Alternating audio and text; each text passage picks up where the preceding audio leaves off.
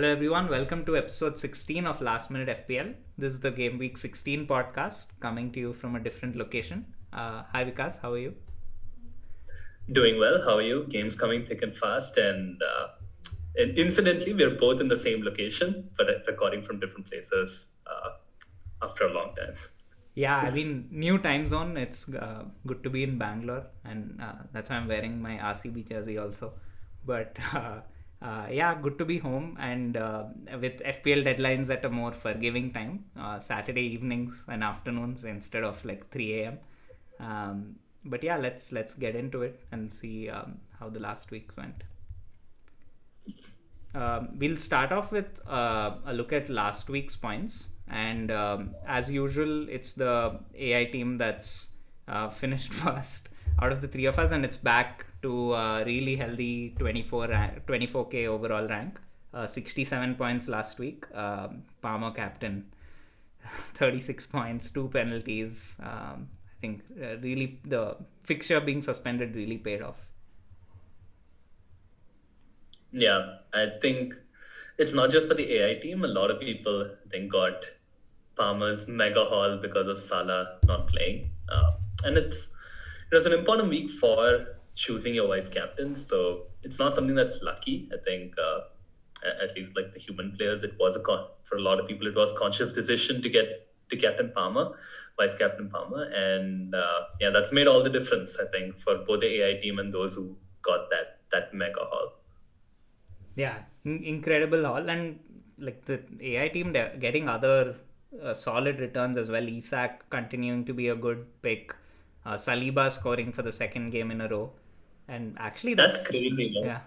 He Gabriel not playing and then Saliba going on a scoring run, and he's done this last season as well. He scored, but I think some of those goals were kind of fortunate.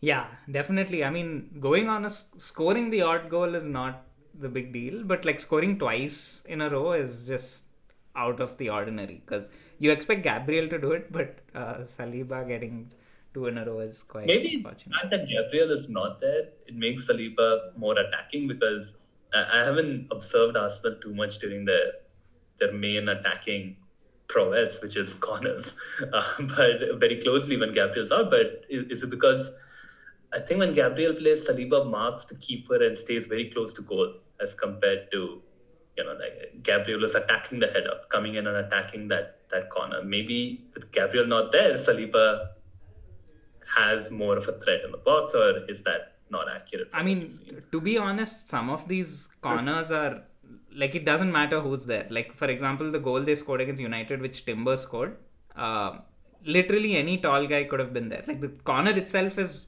on target, about to head into goal, and it just needs a glance. So I think they're at this point, and Saliba for the first time has also jumped into the top 10 in the defender stats also. He's jumped into the top 10 in terms of XGI. So I think Arsenal defenders in general are real threats in set pieces. It's not just a Saliba Gabriel thing anymore. Even Timber is getting chances of set pieces, not because of his attacking position.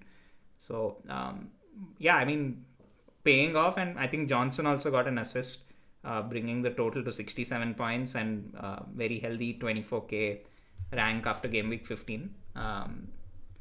But yeah, let's move, and also the game suspension now means that there's going to be an upcoming double game week for Liverpool and Everton, and I think the AI team already has Salah, Trent, and Mikolenko, so maybe getting another player or even a manager this time can work out in its favor, and we will talk a bit more about that towards the end of the stream. Uh, okay, let's move on to my team now. 57 points. I think a very bittersweet week because I definitely got very lucky with a lot of players. Like Lewis scored, although he got sent off. Saliba scored.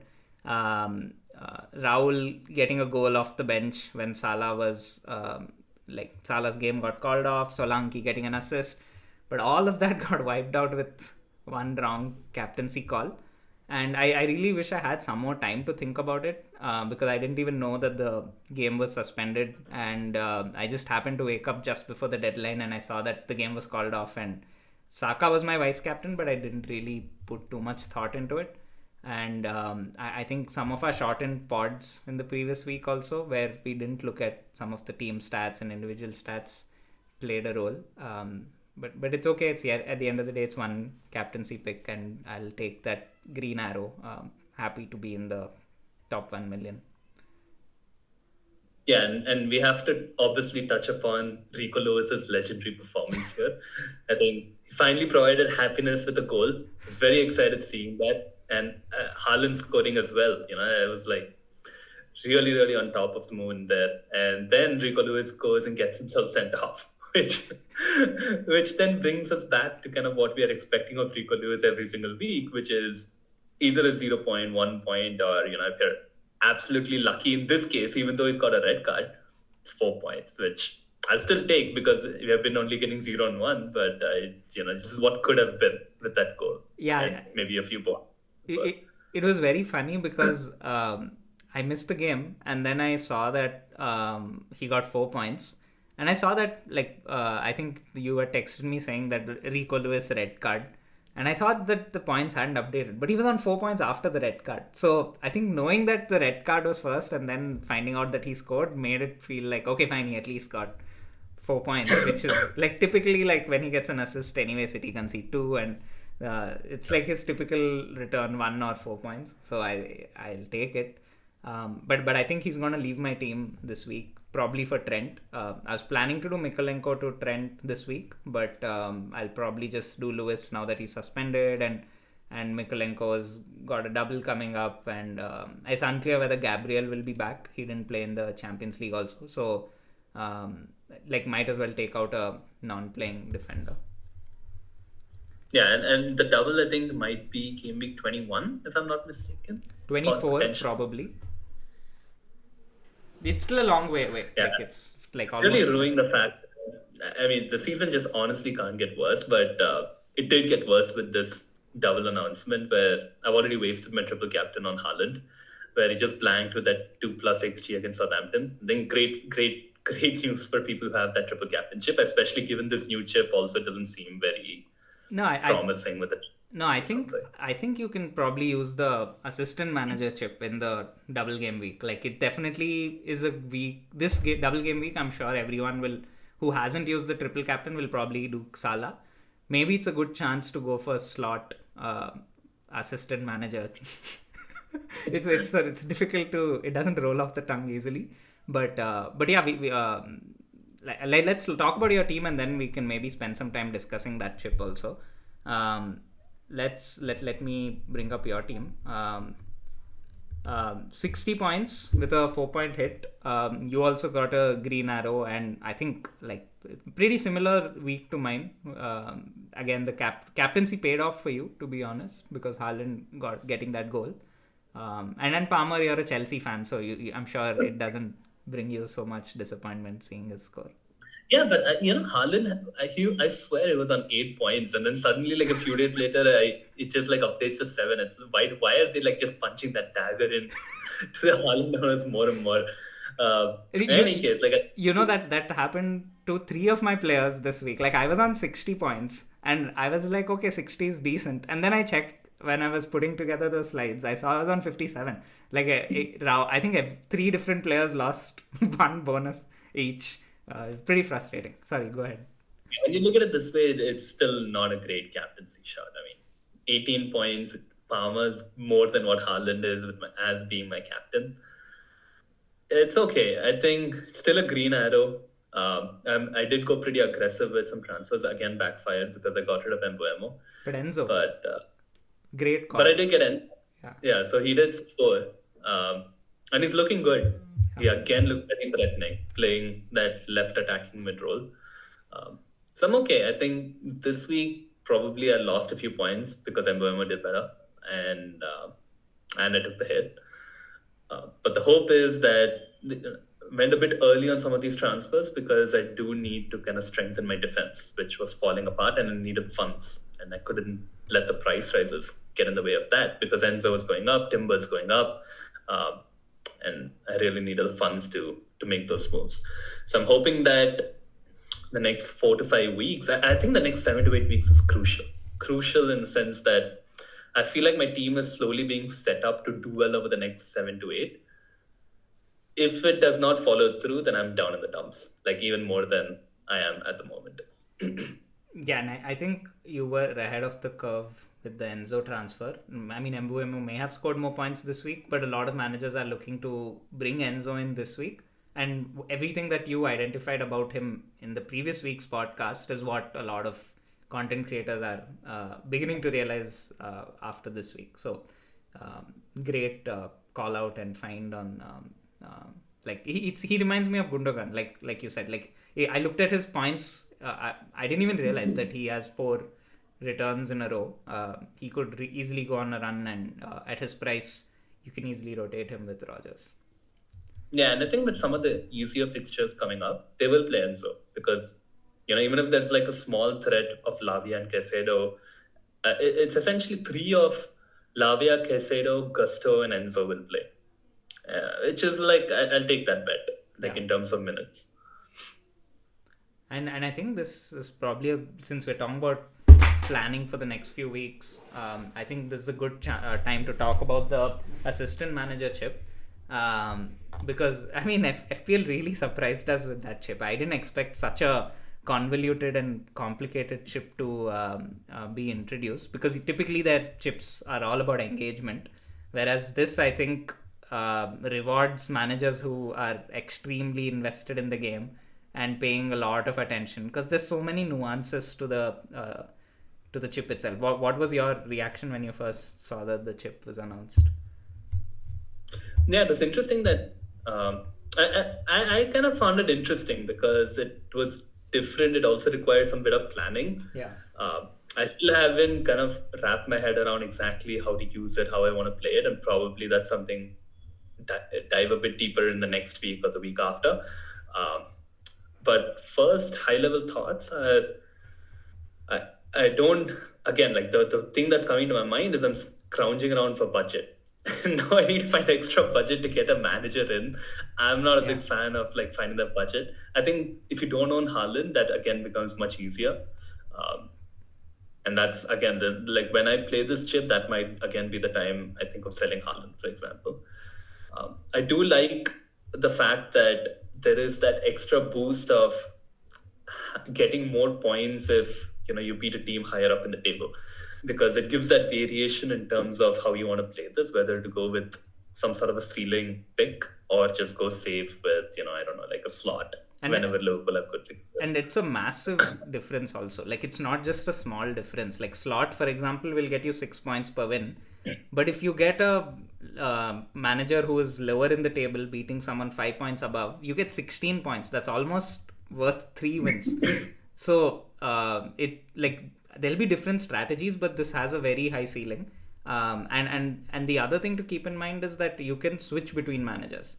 So if you feel that a team is underrated, like for example, if City is 6th or 7th in the league, or maybe Spurs are 10th and United are 13th, if you identify that these 3 teams have 3 different fixtures that they could beat in a row, even if you get one of those correct, 16 points is a huge upside, I feel. But yeah, definitely a lot of thought needs to be spent into it, because who knows how the league table will look. You can't play it before game week 24. It's a long time away.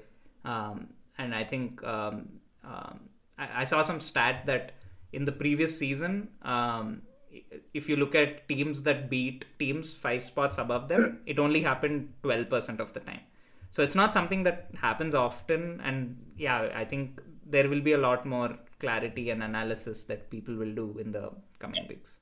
And I think at this moment, maybe we can just provide kind of high level or more the descriptive view of what kind of FPL put out about this chip. And I think if you've not seen it, you activate it, it's available for 3 weeks, 3 weeks in a row. You cannot use any other chip during that time period. It does not cost any free transfer, but if you want to change, as you said, if you want to change the manager, then it costs the same same amount in terms of any transfer that you make. Budget comes out of, you don't get any extra budget. Budget comes out of your existing players. They all cost a certain amount of money. And the way you score points is a team win is 6 points, team draw 3 points, goals scored by team 1 point per goal. Again, like, not sure how valuable this is because the team win itself is like 6 points as compared to like a goal scored. Yeah. Clean sheet from a team 2 points, and the bonus that we're talking about, which is an extra 10 points for a win, or 5 points for a draw if you beat a club at least ranked 5 places higher.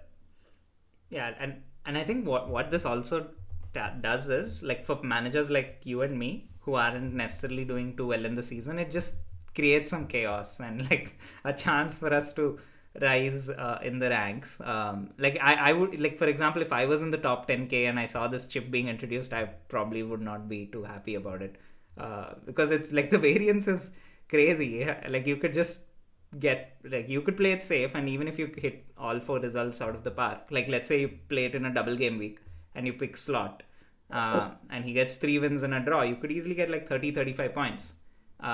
But the ceiling is so high, it can even go up to 50 points, 60 points. So it's an interesting chip for sure. And like, let's see how it turns out. I just hope they don't make it a regular thing in the next season, because it just adds so much more nuance to the game, and I like that FPL is simple and not doesn't need you to make too many decisions week on week. Yeah, the other thing which I mention is we have to be very careful about the slots for that team, because the assistant manager also takes up one of the 3 slots. Yeah. So that's another aspect to think about. Like, which is the team to target? So you're comfortable just having 2 of those players in a good stretch of fixtures, 3 to 4 weeks, whereas you don't want to triple up on that team. Yeah, it's interesting because like it's like the expected points of a manager is also unclear, right? Like for a player, that a goal will get them around 7-8 points total at the end of the game week. But if you choose someone like a slot, a win will probably get him the same number of points.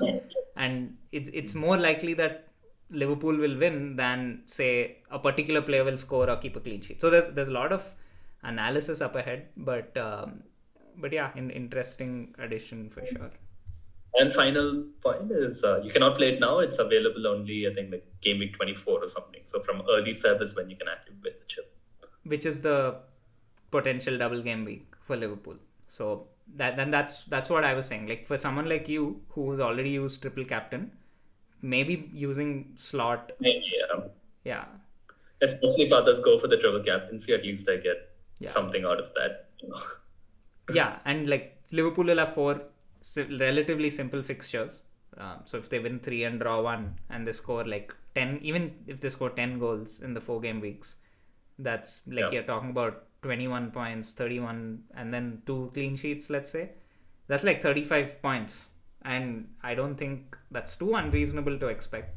But yeah, that's the safer pick compared to, let's say, you go for Daesh in the same double game week and he gets just 1 win. Like that's already 16, half the points. So who knows what the optimal thing. I'm sure people will come up with crazy ideas that, like in game week 36 to 38.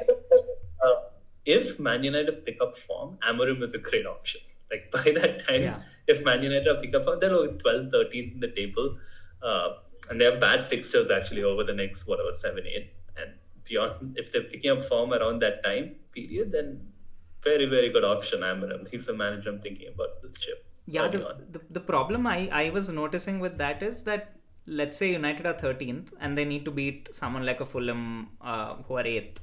Once they do that, United will again close the gap. So they again won't be within 5 places of the next team. So there is a lot of like league table simulation also that needs to be thought of. And my initial reaction was maybe towards the end of the season when teams are on the beach, you can identify like some teams that are really having an uptick of form or someone who's on the beach. Like Crystal Palace, right? Last year, Crystal Palace towards the end of the season went on a mad run. Yeah. Or like relegation threatened teams playing against mid-table teams who have nothing to play for. yeah, there's a lot of ways of looking at it, and maybe you'll have to make transfers. Maybe it's worth the transfer if you're getting a 16-point return. It's probably okay to move managers around, but and that's yeah, definitely needs some more thought. But cool. We spent a lot of time on talking about the chip. Let's bring ourselves back to reality by looking at the mini league standings. Um, Not a great week for me. Like I fell a couple of spots or one spot, I think. Looks like someone joined the league because it says 18 players. But AI team shooting to the top of the table, first in the league, 24k, putting some gap between it and Tarun. And Conte Kante also jumping up. I think both are mainly because of Palmer captaincy. And yeah, I'm 12th out of 18, and you continue to be 17th. But I think you've had a string of few good weeks. You at least arrested the slide, and like a few more green arrows, I think should see you make the climb too. Yeah. I think no red arrows so far in the last two or whatever. And I've been pretty aggressive with transfers, taking hits. So I'm hoping that being ahead from a transfer perspective puts me in good shape for the next 7 to 8. That's my hope. Makes sense. Cool. Let's look at the previous game week matches now. A lot of interesting games. This time there were only 9 matches because of the Liverpool Everton game being called off. I think the game that, of course, stood out was the Spurs Chelsea game. Really high scoring, 2.9 xg around for both teams. Palmer getting 2 penalties, over 2 xg, 18 points. I think that was the most eventful thing. Like you watched the game. How did you find it? It was pretty crazy, as are most Chelsea Spurs fixtures. Cucurella had like a lot of sleepy G moments, and Spurs capitalized. I think they really came flying out of the blocks.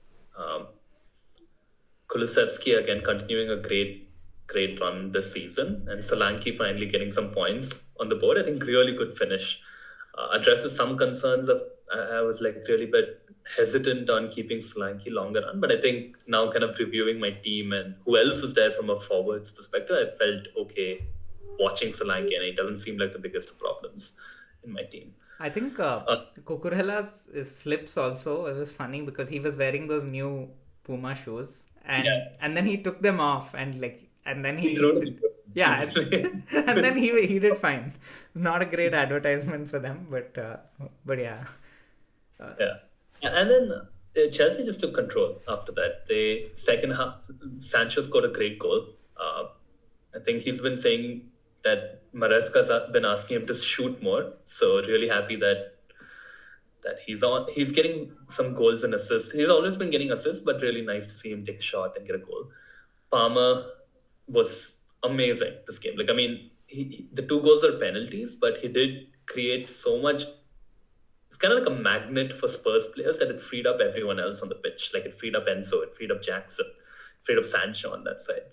Because Spurs were so occupied with Palmer, and that showed with Enzo's goal. I think he took out 3 to 4 Spurs players out for that goal, and Enzo had a free shot in the box.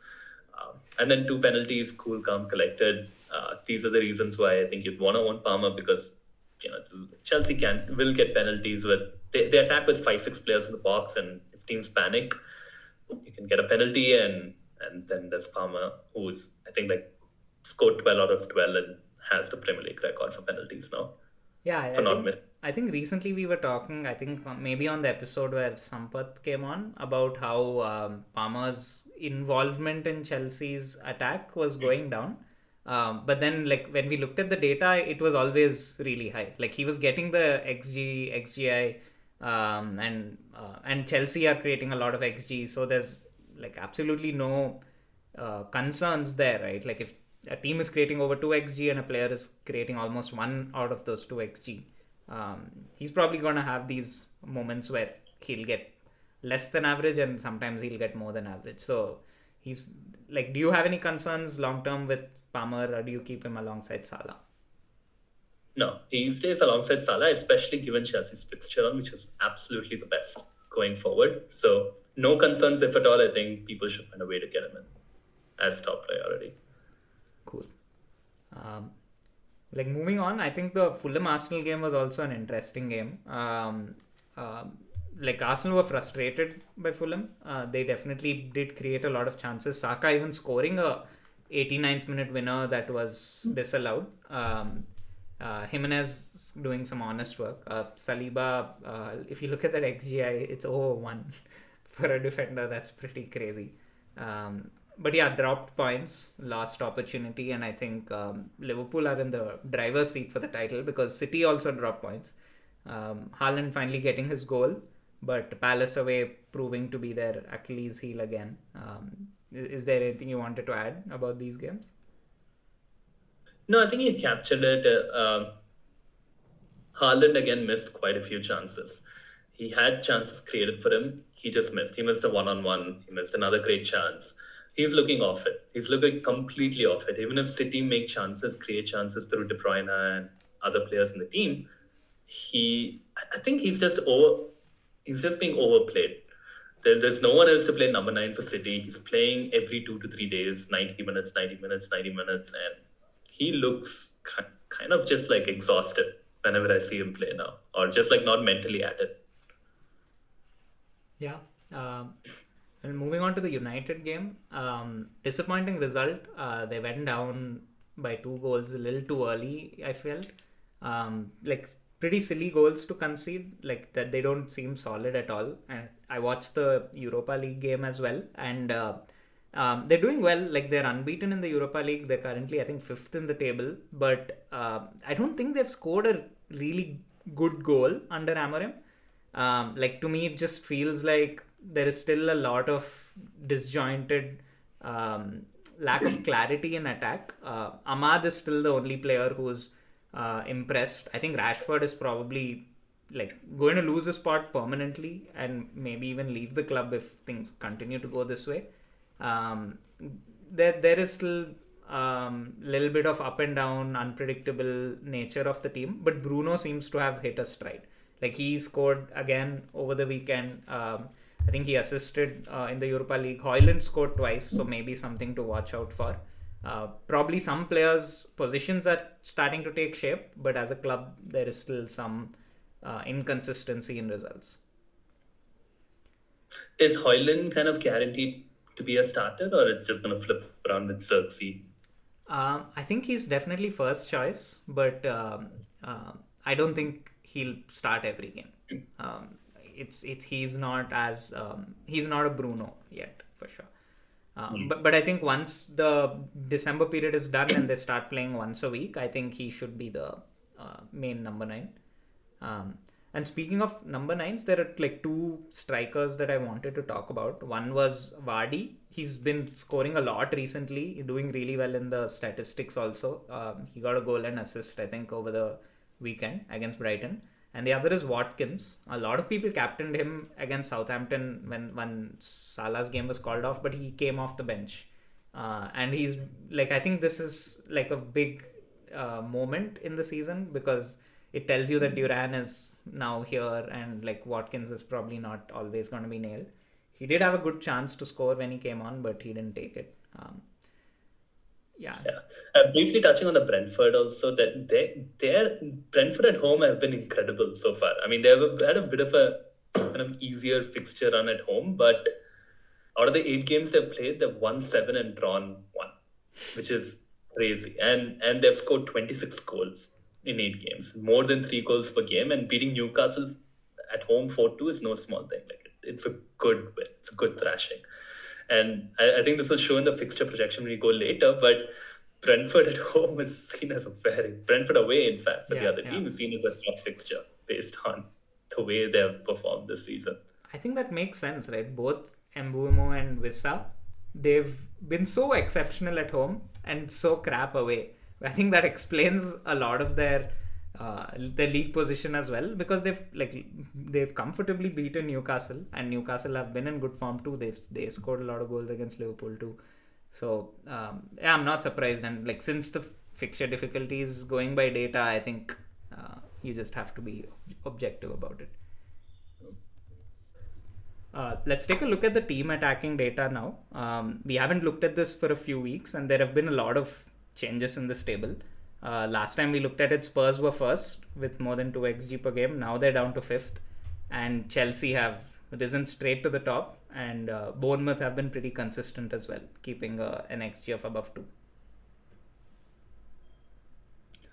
Yeah, and I think even the eye test kind of shows this data, given how good Chelsea have been. Like, seems expected to see them at the top of this list. Bournemouth is really interesting. I mean, I've been owning Semenyo. He's not been getting me anything, but they've been scoring through like other players, and it's really interesting to see them second, which is pretty high up in the table, But with some also, good fixtures. yeah, I think also it's out of all the 20 teams, Bournemouth is the only team that is highlighted in green because they're underperforming their XG. So it looks like they're not realizing the XG. They're only scoring 1.5 goals per 90. But literally out of all the 20 teams, they're the worst. So maybe that's why hopefully Semenyo's due return or two. Yeah, yeah. The In terms of the worst attacks, we're looking at the worst attacks. I think I'm trying to see if there are any changes there from the teams that we usually consider. Ipswich, Everton, really bad. I think, given that Arsenal are playing Everton, and we'll come to the clean sheet odds later, but I think if you have Arsenal defenders, this surely got to be a banker, I guess. Yeah, and I'm surprised to see Wolves there too, with a lot of people owning Cunha and Strand Larsen, and to good effect also. But Wolves seem to still be one of the worst attacks. Liverpool and Man City. United, Yeah, still kind of not great. Yeah. I'm hoping that maybe over the next few weeks, Man United will rise up the table as Amarim gets kind of more comfortable with the team. Yeah, I think that it's safe to say that they've entrenched themselves as properly mid-table. They've been inconsistent. They win some games, lose some games. So it feels like this is where they'll end up amongst all the Brentfords, Brightons, Villas, Newcastles. But Liverpool and City have fallen a bit. They were the top two. They were in the top two, and I think Liverpool are still okay because probably Spurs and City were ahead of them. But I think City, I don't know how long this will go on, this inconsistency and underperformance. And for City, you can see they have the most shots per 90. They're at 18.13. We've been talking about how Haaland's missing a lot of chances. It kind of shows in terms of maybe the XG is not great in terms of those chances itself, but they're just not as clinical in terms of the decision making of like what they usually do in the final third to get really good chances and then converting them. Yeah, and I think this also shows us that Arsenal is not as exciting as, say, Liverpool or Chelsea. Like they're a good chunk behind them in terms of XG. They're probably more efficient and clinical, but I think Saka is definitely a step below Palmer and Salah this season. Yeah. Okay, let's look at the defensive team stats now. There hasn't been too much of a change in this, except for the one big drop from City, all the way down in 10th now in XG conceded. Pretty shocking to see. But yeah, the top is pretty much the same: Liverpool, Arsenal, Forest, and the bottom is pretty much the same: Southampton, Ipswich, Leicester. But yeah, anything else that stands out to you here? Yeah, I was hoping that I'm banking on some clean sheets from Chelsea over the next 5 to 6, and they seem like a mid-table defense so far, at least based on kind of the data projected here, which is not very heartening. Kind of goes to show that I'm purely relying on fixtures now for clean sheets rather than a good defense. I think that's fair. I think Nottingham Forest still being up there is also pretty surprising at almost midway through the season, being third in terms of a good defense. I think it might be time to finally just consider them as just a good defense, like a good defense that we can consider again when the fixtures get easier. Yeah, I think some more surprises around the same XG range, like Forest, Villa also, like they didn't seem like they were doing too well. Fulham, Bournemouth, Everton, all like especially Fulham, Bournemouth, Everton. Like I think of them as teams to captain players against, but and like I went with Saka last week, and it definitely didn't work out. It seems like they're finally morphing into a true Daesh team. Like really bad attack, really good defense, and and kind of showing in the data now. Yeah, yeah.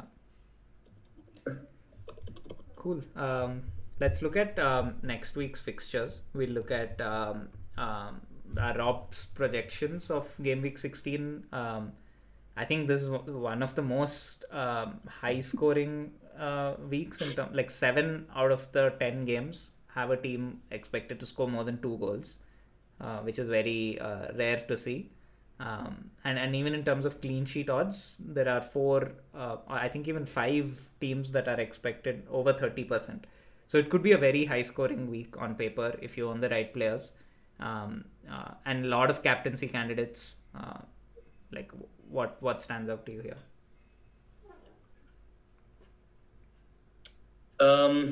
I like Chelsea Brentford. I think very high scoring team. Brentford not very good away, so I really like that for the attack. Liverpool Fulham, I'm not.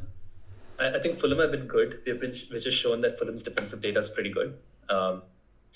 So I'm not as enthusiastic about that game from an attacking perspective. But given Liverpool have been so strong at home, probably Salah still gets quite a few points there. I really wish I had Isak. I think Newcastle Leicester could be a big score, and Isak not just has a good fixture this week, but he also has Ipswich away next week. And it feels like, between these 2 weeks, it could go really big. And I really wish I could get him in. Like, for example, like a Haaland and a 5 million midfielders, like a Saka and Isak. Yeah. Just like, it's worth thinking about it that way. So that's a regret there from just looking at this fixture. Arsenal Everton, I really like that for the clean sheet. I think double Arsenal defense will probably finally come through from a clean sheet perspective, although they have been coming through anyway from an attacking perspective. Hopefully Gabriel comes back and plays though.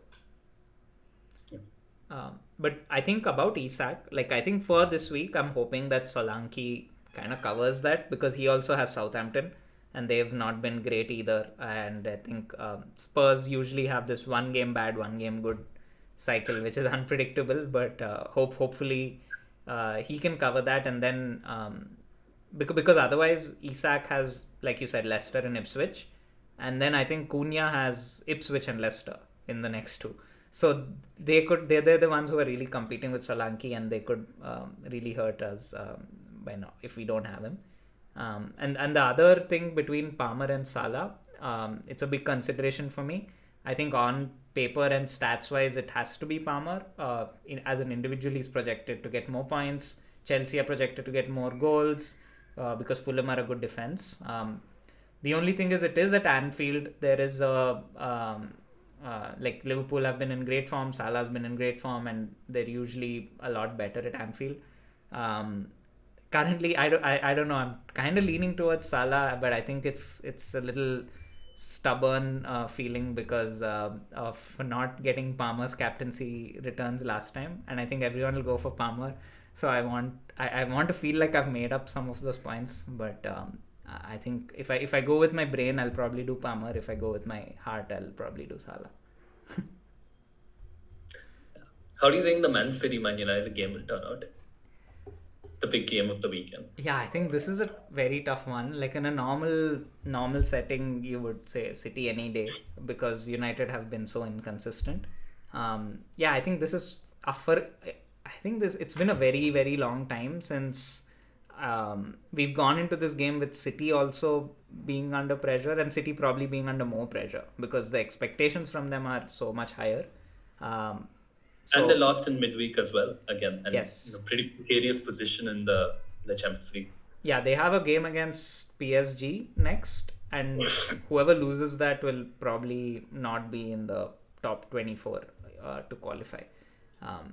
So yeah, I think pretty challenging times for them. But if they play even to like 80% of the potential, I think they should win. Like United are still too fledgling. They're still figuring out too many things, and even though they won, they still have moments of inconsistency, same as City. So I think City's quality should shine through. Cool. Let's look at our fixture ticker now. We've created a fixture ticker based on teams' home and away performances. Do you want to walk us through this? Yeah, so the fixture ticker purely looks at data in terms of how teams have been performing this season, home and away, and depending on who these teams are facing over the next five, kind of sorted them based on the opponent's fixture difficulty based on their performance at home and away. Based on this, look at the raw numbers. If you just look at the raw numbers, Chelsea are just far ahead in terms of fixture difficulty. They're like at almost 2.5 times better fixtures than the second best. So they have really, really strong fixtures over the next line. I think probably extends even beyond that. And we'll see that next week. The other teams which again show up at the top here, which although might be a bit surprising, Southampton, Man City, Liverpool, Brighton, Newcastle, Tottenham as well, because they have Southampton, though Liverpool at home is a tough fixture. They have Wolves at home, Newcastle at home, and Forest away. And Arsenal are coming a little bit lower down this table, and the only reason behind that is because they're really taking a knock in terms of Brentford away, which is seen as maybe the most difficult fixture at the moment based on the model. Again, may not be as super accurate because Brentford have played a bit, have had kind of easier fixtures at home relatively, but again, they beat Newcastle 4-2. So it's seen as a difficult fixture based on just pure performance of the team at home. So I'm still targeting Arsenal, even though they're playing Brentford away, Brighton away, not as easy, but over the next three, really good. And for defense, I think they're always good. So I still, from my own personal team perspective, I'm still looking at Arsenal, Chelsea, City, Liverpool, and Brighton and Newcastle as well. Newcastle, Isaac, hope to own him, but I just don't have the funds. The teams that I'm looking to move away from are Wolves after the next two, because I won't move away before Ipswich and Leicester, but then the fixtures do toughen up after that. Then Brentford, I already moved away from Mbuemo. I think, he can always get goals. You could have moved away at any point in time, and there's always a risk that he'll get goals the week that you move away from him. But if you do think there's value in some of these teams with easier fixtures, I think it's a move still, even though he got those points. Then Man United, I don't know when Man United players, still not looking at bringing them in because their fixtures are still tough. Everton, spoke about it, I already got rid of Mikalenko. They have pretty nasty fixtures of the next five. Yeah, I think probably from a premium standpoint, like if we look at attackers and defenders and divide them up into premiums and budget options based on the fixture ticker, to me it looks like premiums, it continues to remain the same. Saka, Palmer, Salah all have great fixtures. I think maybe only the Spurs away for Liverpool looks a little dodgy, but like we saw how high scoring that can be. And even Haaland, City have really good fixtures in the next five. So all the premium attackers are looking good. Is there any specific preference you have for any of them in terms of premiums? I think Salah and Palmer for sure. I think these are the two players that I feel like are must own over the next few fixtures. Haaland, maybe after the Villa game, is a very, very strong option. Extremely strong option for the five after that. But yeah, like I would still say Salah and Palmer, and maybe Saka and Isak over Haaland and someone else. If you look at it from a team perspective, I don't think Haaland's going to be essential probably ever in the season. From mid-price perspective, Bournemouth still great fixtures. I think we spoke about that like a second or something in the attacking. So I still have Semenyo. I'm going to keep faith in him. Evan Nilsson probably is also a good option from that mid-priced perspective. João Pedro from Brighton or Mitoma, again, really strong options. People I'm considering or I already have. And I think we spoke about Newcastle. I think Isak is just brilliant. It's a brilliant option. Wilson, I think, got injured as well. So any concerns around the X minutes aspect is also good. Yeah, I think this bird's eye view is really helpful. Like if you own a player, you can look at the next 2 game weeks to see that it's good enough to keep him or not. Like for example, Isak has 2 good fixtures. Wolves have 2 good fixtures. Brighton still has 2 good fixtures. Bournemouth has probably all 5 pretty good fixtures. Um, and in terms of, I think a lot of managers have Bowen also, so maybe the next three are still decent. In terms of Solanke, he's someone I have. Probably need to look to move him on after game week 16. Like definitely a lot of inconsistency, and maybe if I can move him to someone like an Isak, who still has an Ipswich coming up, it could be worth it. In terms of defense, I think Arsenal fixtures look really good from a defensive point of view. And if you look at Chelsea also, if you can predict who will play, their defensive fixtures look good. And I like Liverpool's fixtures as well, because I think someone like a Trent can get both attacking returns and clean sheets in those fixtures. So I think those are the three teams mainly to target. Yeah. I think defense-wise, the only teams that I'm looking at the moment are Forest, Arsenal, Liverpool, Chelsea, Bournemouth. I think these five are the only teams that I'm looking at from a defensive perspective. I'd like to have as much as Arsenal and Liverpool, of course, amongst those five teams. Yeah, I think with budget defense, it's more about like for example, Brighton still have decent fixtures, Newcastle have decent fixtures too, but it depends on how much you're rating those defenses. It's a low risk situation because you're going for budget options. But as long as I think the fixtures are decent, it's worth a punt. But like I personally am trying to keep my defense with Gabriel, Saliba, and Trent, so that I don't have to think of anyone in the budget range. Cool. Now we spoke a lot about the position wise options as well, but let's look at our position wise analysis to look at the AI projections and the stats tables.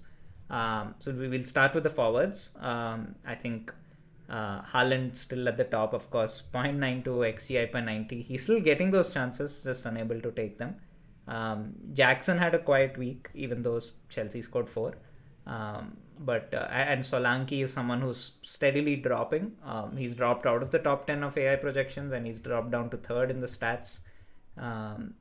Havertz also is someone who's taken a bit of a downturn, both in the AI and stats. But yeah, like I said earlier, Vardy has made an appearance for the first time in the statistics, so he makes an entrance at 9th, but the fixtures are still a bit tricky, so I personally wouldn't go there. Yeah, and it's interesting to see Vissa still up there, even though, and I guess it makes sense because Brentford have been so good from an attacking perspective. Again, like if I'm looking at raising money, I'm still thinking about whether he might still be a good option. Like if I want to move on to Solanke for someone lower priced. Yeah, it's just the fixtures though. I personally don't like Cunha is another one where the AI is rating both Vissa and Cunha highly, probably because of especially the next two fixtures. And even Wood and Cunha don't show up in the stats, but they show up in the AI projections. Yeah. Cool. Let's move on to midfielders. Yeah, and I think this was one view that I really wish that I looked at last week, because Palmer is basically similar to Salah, and this combined with the team's defensive stats that we saw a few slides ago, where Fulham's XG conceded is just 1.2. I think I have a very similar decision to make this time, because Palmer is playing Brentford, who have a pretty bad defense, especially away, and Fulham's defense is really good. And Salah and Palmer, there's not much to choose from here.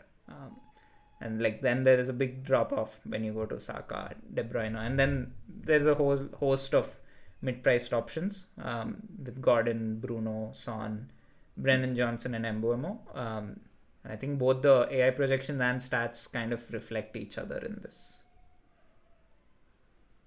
Yeah, I think the three players that probably want to own if you have funds are Salah, Palmer, Saka, and then fill in whoever else in the remaining two positions depending on fixtures. I think Mbeumo, for a long time we had him. Most players had Mbeumo, and that you can easily change him around to like a Gordon, for example, if you don't have an Isak. So yeah, I think beyond Salah, Saka, Palmer, flexible, but these three are just really, really strong options, and they have been throughout the season. Yeah, and currently I have Semenyo and Rogers as my 4th and the 5th options. I know you have Enzo and Semenyo and Rogers. but yeah, these are like I was hoping to see Semenyo do a lot better in the recent weeks, but he still has some good fixtures left, so hopefully he makes an appearance here. Okay, let's look at defenders now. Yeah, if you look at the AI projections in defenders, it's usually very similar. Just Liverpool, City players, and Arsenal players. And I think Lewis shouldn't be on there because he's suspended. But Kirkes continues to show up in the top 10 in the last few weeks.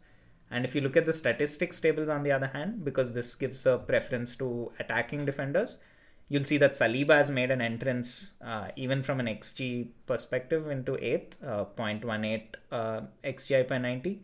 In fact, like Gabriel is nowhere to be seen in this, and Saliba's in this data table.